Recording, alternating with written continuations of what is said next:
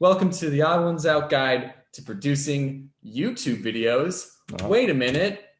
We want to make animated YouTube videos. What do you do? You add little bounce effects? That was I animated it. Oh, wow. Really and then good. Featuring Rushlight Invader. And look, Whoa. There's your little icon. That's some crazy animation, bro. That's really good. Yeah. You should get you should be an animator.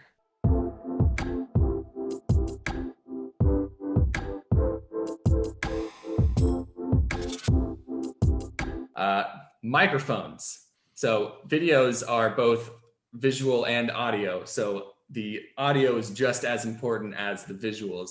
And you want to have a microphone that is good for voiceovers.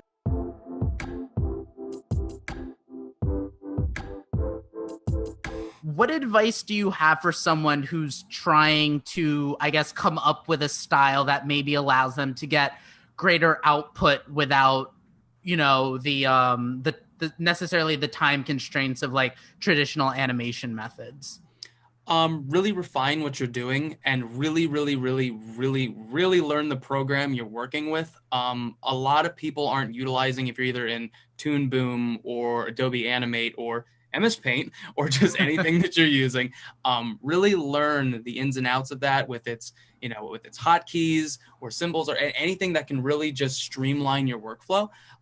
Because you could be an incredible artist and you can be really bad with your workflow. So you could really make just beautiful stuff, but because you're maybe taking an extra 5 minutes to do something that could take 30 seconds in this animation program, you're really going to hinder yourself. So learn the canvas you're using and, look up ways that maybe other animators use it, because, you can always configure it the way, you like, whatever streamlines it the way that, works for you. So just really, work on your canvas and then work on things to really help your style. Some things that you might really like might be hindering you and not really, maybe worth the time. Maybe, if you're working on dust kicking up in a scene that took 2 days for the dust to kick up, but it took, only half a day for you to do the animation that went into that dust. Maybe figure out what's really worth it to keep the quality of your product high, but that, people aren't waiting 5 years for the next upload.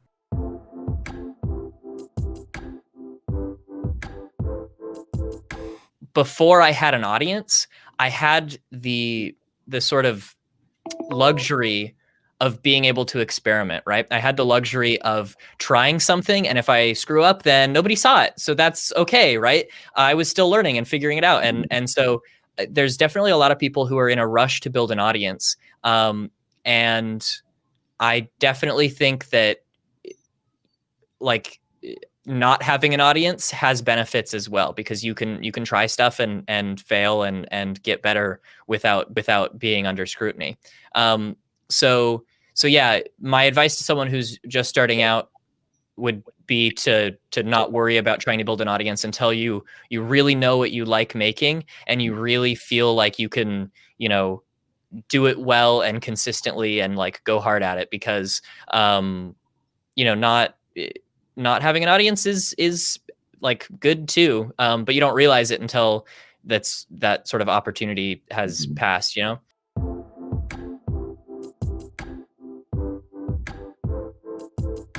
This is just a YouTube video, so you don't need the highest fancy equipment for everything. So you can get pop filters and sound foam that can reduce the echo, or even getting a sound booth. So like where you record the audio is important.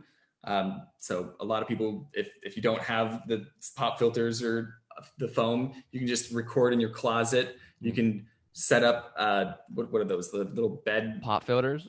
Yeah, this is something that I learned. You can take like a nylon sock and stretch it over a hanger, and you just got a makeshift pop filter for no money. You can also like take covers and just flop it over your desk, like your screen, and just use that as like an installation.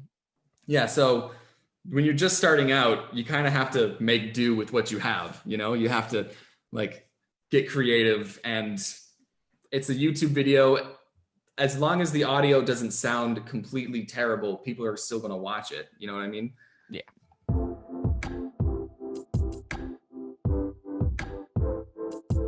the most important thing is to make sure that you're making good content, you know? And like I said, it wasn't like I had started making content when I was in the 8th grade or even younger than that. Like I probably edited my first video like in the 6th grade. Yeah, so I feel like it took me a long time of doing it as a hobby to get to the point where I felt like I could make something that was worth watching.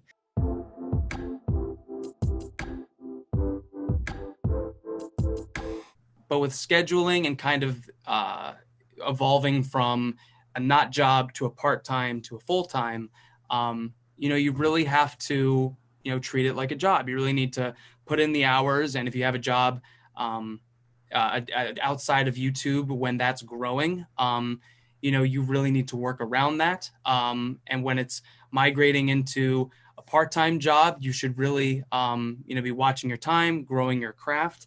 And eventually, hopefully, if you keep getting those numbers growing, it'll grow into a full-time job, which, you know, you really should nail down a proper schedule. You know, it doesn't have to be 8 hours a day unless your content really, really needs that. A lot does. Animation, you know, specifically needs a lot of time a day.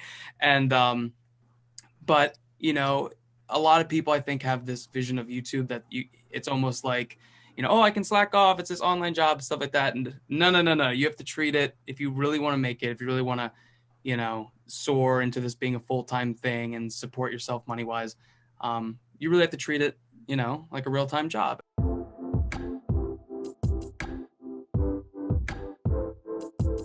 But then once you have a little bit of an audience growing and you found some people that like your stuff, you know, continuing to improve is always important. And I also think that, you know, everybody says that consistency is important on YouTube. Like if you upload a video that people really like and then you disappear for a year, people probably are going to forget about you. So, you know, posting consistently is really probably the most important thing that you can do in terms of like maintaining an audience. But that's something to worry about after you've started to build an audience. And once you're confident enough in your skills that like, yes, I've proven to myself that I can make something, you know, on a consistent, regular schedule.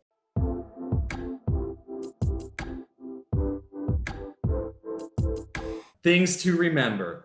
Animation takes a really long time, so use a simple character design because you have to redraw it a lot. Be unique. Think about how you're going to stand out and what makes you stand, like what separates you from all the others. Yeah. Another thing to remember is that people don't care that if you spent 7 hours to make a background, they just want to be entertained. I just spend 7 hours on backgrounds because I think they look nice. Another important thing to do is to have fun and also to go outside from time to time. It's very easy for us animators to just stay inside behind the drawing tablet and just not leave and not talk to anyone. But that is a very damaging mindset and an unhealthy lifestyle. So go outside pretty much.